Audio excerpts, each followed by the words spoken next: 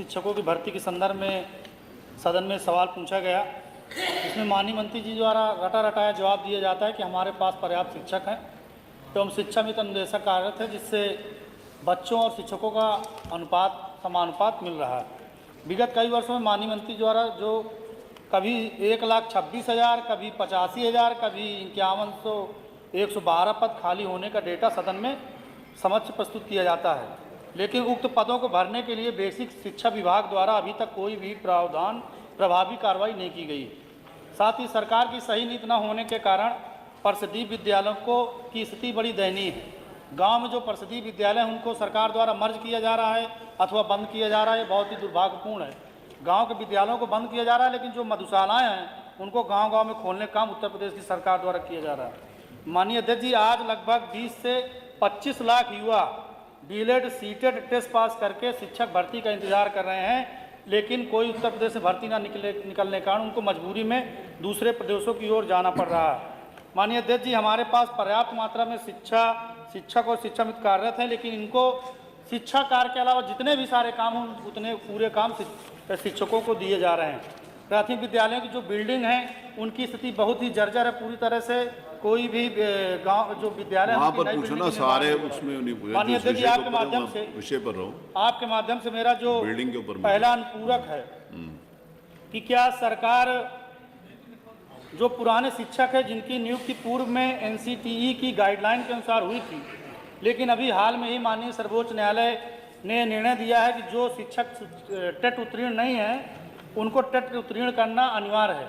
क्या उस विषय पर सरकार कोई विधिक राय लेकर उस पर उत्तर प्रदेश के शिक्षकों को राहत दिलाने के लिए कोई प्रयास करेगी कि नहीं करेगी?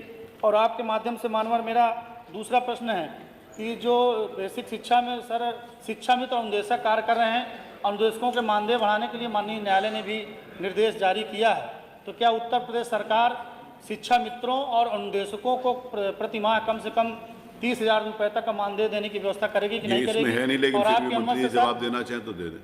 जी सर, आपकी अनुमति हो अगर सर तो एक छोटा 2 प्रश्न पूछेंगे बस, बैठे 2 अनुपूरक अलाउड हों बस। चलिए माननीय मंत्री जी।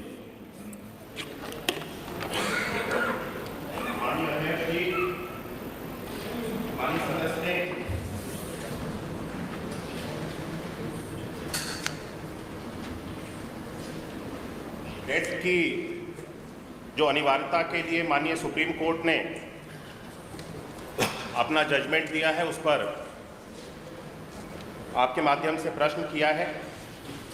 ये पूरे देश भर के लिए लागू है और इस संबंध में हम उत्तर प्रदेश की तरफ से उत्तर प्रदेश सरकार इसके लिए रिव्यू में पहले से ही जा चुकी है कि जो माननीय न्यायालय का निर्णय टेट को अनिवार्य करने का आया है उसको एक बार पुनः उस पर विचार कर लिया जाए।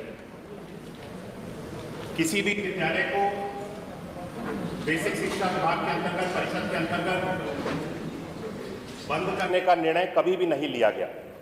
बार बार इस सदन में इस प्रश्न को उठाया जाता है कि सरकार के द्वारा बेसिक शिक्षा विभाग के द्वारा परिषदीय विद्यालयों को बंद किया गया। एक भी परिषदीय विद्यालय बंद नहीं किया गया है। जहां तक माननीय सदस्य ने शिक्षा मित्रों के और अनुदेशकों के मानदेय के संबंध में प्रश्न उठाया, हालांकि वो प्रश्न से मूल प्रश्न से अलग है, लेकिन मैं इसके बारे में भी जानकारी आपके माध्यम से सदन को दे देता हूं कि शिक्षा मित्र और अनुदेशक हमारे विभाग के अंतर्गत बहुत लंबे समय से कार्यरत हैं और उनका जो योगदान है हमारे विभाग के लिए बहुत महत्वपूर्ण है।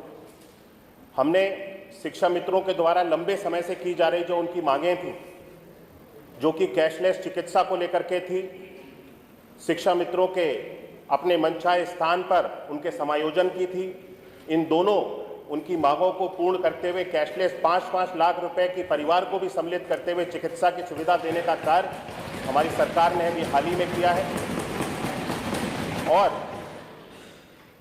उनको मनचाहे अपने स्थान पे जाकर के वे अपनी सेवाओं को दे सकें, उसकी भी व्यवस्था बना करके वर्तमान में गतिमान है और चरणबद्ध तरीके से एक एक शिक्षा मित्र को अपने मनचाहे स्थान पे, जिस स्थान पे जाकर के वे अपना सेवाएं देना चाहते हैं उस स्थान पर पहुंचाने की व्यवस्था भी बना दी गई है। मानदेय को लेकर के माननीय सदस्य ने प्रश्न उठाया। वर्तमान में इसके ऊपर विचार किया जा रहा है मंत्रिपरिषद के द्वारा और माननीय मुख्यमंत्री जी के द्वारा इस पे विचार किया जा रहा है और जो भी इसका मत बनता है आपके माध्यम से सदन को अवगत कराया जाए। प्रश्न क्या